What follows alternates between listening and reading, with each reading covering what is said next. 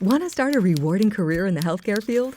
In 48 weeks, the Home Health Aid Training Institute will train you to become a CNA, HHA, or PCA.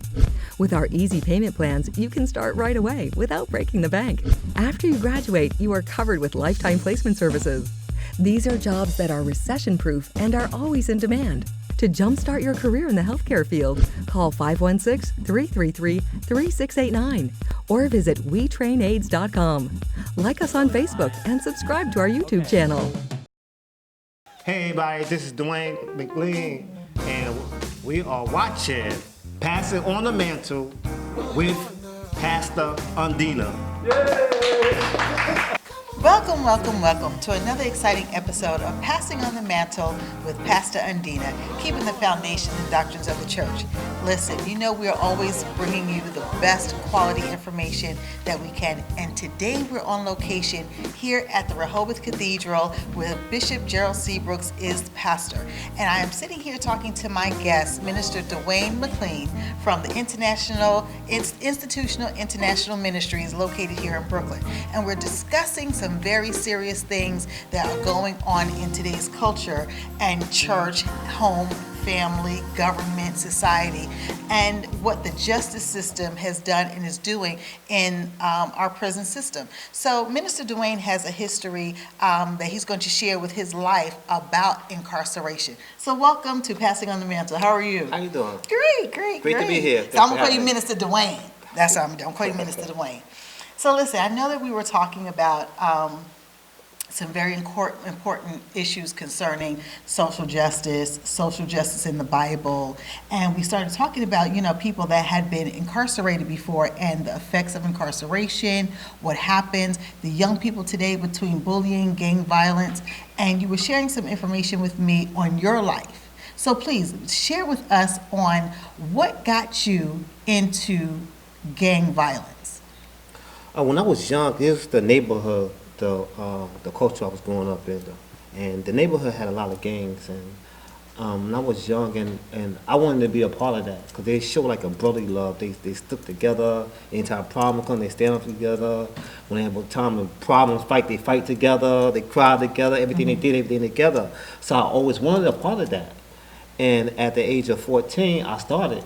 But I always was little for my age. Okay. So I had to put the most work in. Okay. Because I had to prove my point. Yes. Because when you little and they ain't gonna look at you like, oh man, you little, get out of here. So I had to do extra stuff to move up in the ranks and everything. And then as I got older, I became more violent. Okay. Because I had a point to prove.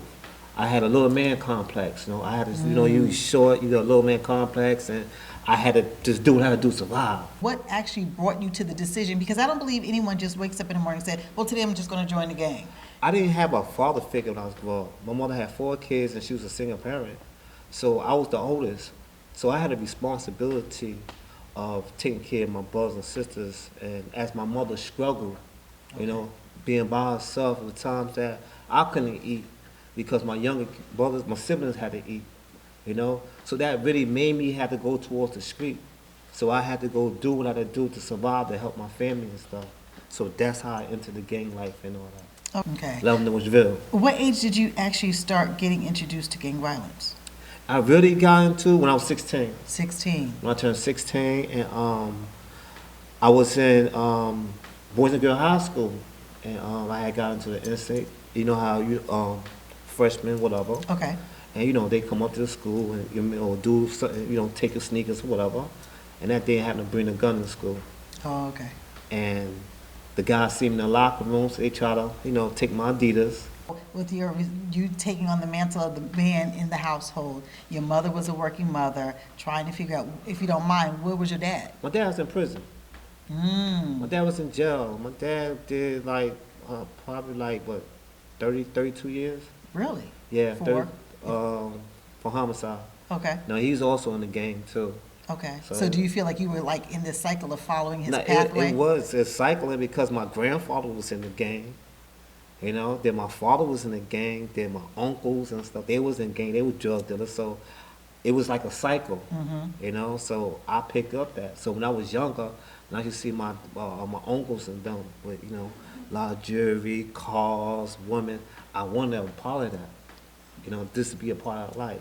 Okay, so the fact that he wasn't in the house, the fact that you wanted acceptance, then he had the little man complex, this all was kind of leading into your psyche of the only way that I can get what I want and survive and take care of my family at home, because your father's already locked up. So basically money was taken out of the household, because I know that you have to send money to those that are in prison, you know, for them to be able to get the things that they need there. So it's almost as if there's again, the cycle and the pattern that's being built to say, this is what I'm going to do because my acceptance outside is greater than my acceptance inside. Yes, but it's like we grew up in poverty. You know, Okay. It's like when you grew up in poverty, it's like you trying to survive. It's not a lot of things out there. There's not a lot of jobs out there. You get felonies on your record, certain jobs you can't get. You know, so you got to do what you got to do. You may have a big family and got to feed them.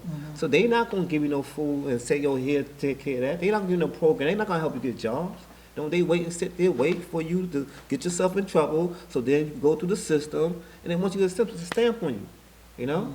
Then you can't vote and do all the other stuff, and, you know, they take a lot of privilege away from you. Want to start a rewarding career in the healthcare field? In 48 weeks, the Home Health Aid Training Institute will train you to become a CNA, HHA, or PCA. With our easy payment plans, you can start right away without breaking the bank. After you graduate, you are covered with lifetime placement services. These are jobs that are recession-proof and are always in demand. To jumpstart your career in the healthcare field, call 516-333-3689 or visit WeTrainAids.com.